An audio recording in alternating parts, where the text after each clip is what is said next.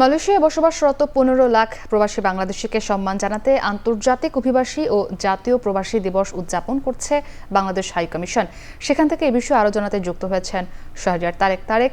হাইকমিশনের আয়োজনে প্রবাসীদের অংশগ্রহণ কেমন দেখছেন এবং প্রবাসীদের উদ্দেশ্যে হাইকমিশন থেকে কোনো বিশেষ বার্তা রয়েছে কিনা?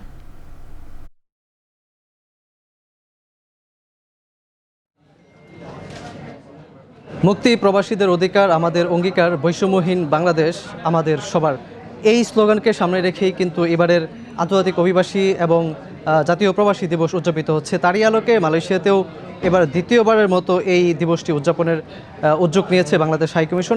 আপনি নিশ্চয়ই দেখতে পাচ্ছেন আমার পিছনে। এরই মধ্যে এখানে নানান পেশার বিভিন্ন প্রবাসীরা এই অনুষ্ঠানে উপস্থিত হয়েছেন।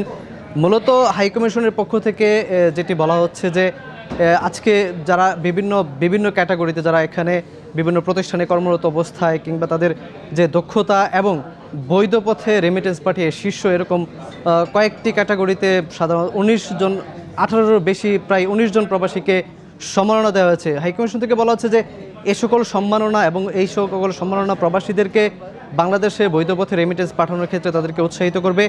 একই সঙ্গে মালয়েশিয়াতে বাংলাদেশি কর্মীদের যে সুনাম আছে সেটি ভবিষ্যতে ধরে রাখার ক্ষেত্রেও তারা আসলে এই যে উদ্যোগগুলো এগুলো তাদেরকে উজ্জীবিত করবে। প্রবাসীরা মোটা দাগে যেটি বলছেন যে প্রবাসীদের যে সকল সমস্যা আছে, তাদের বিভিন্ন কল্যাণের যে ঘাটতি আছে হাইকমিশনের পক্ষ থেকে, সেই ব্যবস্থাগুলো যেন হাইকমিশন কিংবা বাংলাদেশ সরকারের পক্ষ থেকে নেওয়া হয়। এবং এই যে আজকে যে অনুষ্ঠান আপনি আমার পিছনে দেখতে পাচ্ছেন যে প্রায় 400 প্রবাসী এখানে উপস্থিত হয়েছেন, বিভিন্ন পেশার প্রবাসী। তারা মোটা দাগে যেটি বলছেন যে এটি অত্যন্ত তাদেরকে বেশ উৎসাহ যোগাবে বাংলাদেশের হয়ে প্রবাসী থেকে মালয়েশিয়া থেকে বাংলাদেশের জন্য কাজ করার জন্য।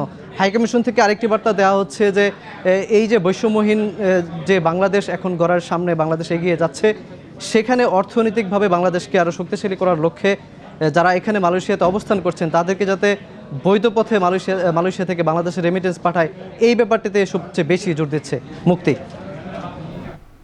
আমাদের সঙ্গে শাহরিয়ার তারেক যুক্ত ছিলেন মালয়েশিয়া থেকে। দেখছেন এখন বিদেশ।